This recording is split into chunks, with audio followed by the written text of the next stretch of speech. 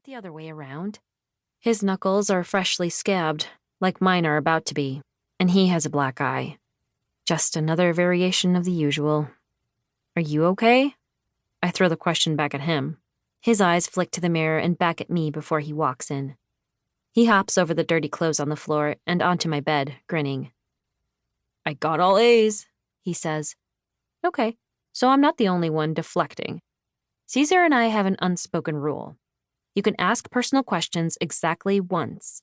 If the question is avoided, you don't pry. That's how we keep the peace. I give Caesar a high five with my good hand, then go to our shared bathroom to wash off the blood, leaving the door open so he can hear me. Eso, no wonder you got a scholarship to Slayton. Caesar is definitely the better student between us. He skipped a grade, so we're both about to be juniors. A lot of people assume we're twins, which I don't mind. It makes it slightly less embarrassing that my younger brother is so much smarter than me. I'm not in all honors classes like him, but I do all right. Without a scholarship of my own, I'll need to get another job ASAP to pay my half of tuition. It's the only way Mom could afford to send us both to Slayton Catholic, and I'm more than happy to do the extra work. I would probably die of embarrassment if I had to go back to Rover High after what Bianca did. Catholic school and another job will be worth it if I never have to see her gorgeous, backstabbing face ever again. Goodbye, Rover. Can't say I'll miss you. I make sure all the blood is gone and dab some of Caesar's superglue on the cut before going back to my room. By the time I'm done, you can barely tell I hurt myself. If nothing else, hiding my pain is one thing I'm good at.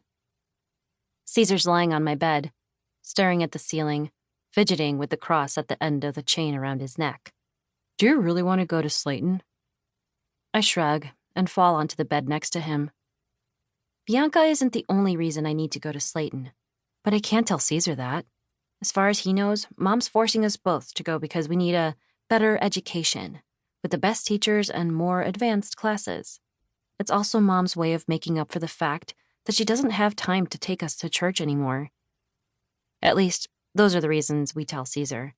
We don't tell him it's also because of all the trouble he's been getting into at Rover, and that Mom thinks Slayton will be safer, because of the Catholic values. We don't tell him I insisted on going with him to keep him out of trouble. It's a fancy-ass Catholic school, but it's a fresh start for both of us. And at least now, I'll know to keep my mouth shut about any crushes. This time, I'll be stealthy gay, like Kristen Stewart. Caesar rolls on his side to face me. I heard it's nothing but white people there. Probably. The students at Rover are mostly black and brown Chicanes, but Slayton's on the north side of Scottsdale, about a 40-minute drive from where we live. Let's just say there's not a lot of melanin over there. I could probably pay my tuition selling sunscreen between classes. And the football team sucks, he says. You don't even play football.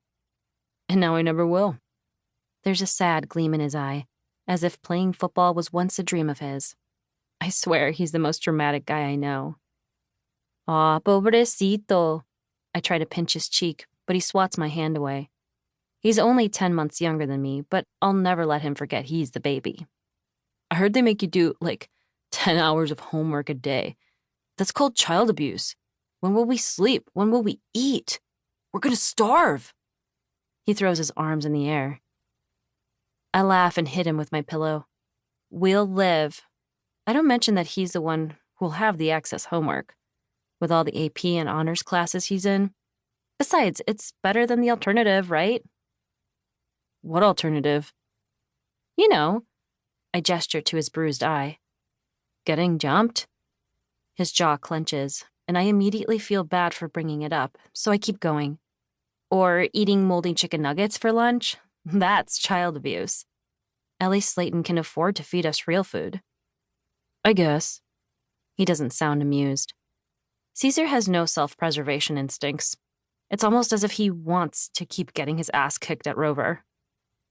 I throw my arm around his shoulder. Don't worry, if you ever miss Rover food, just lick the bottom of your shoe. You'll feel like you never left. He lets out a little snort and throws one of his legs in the air.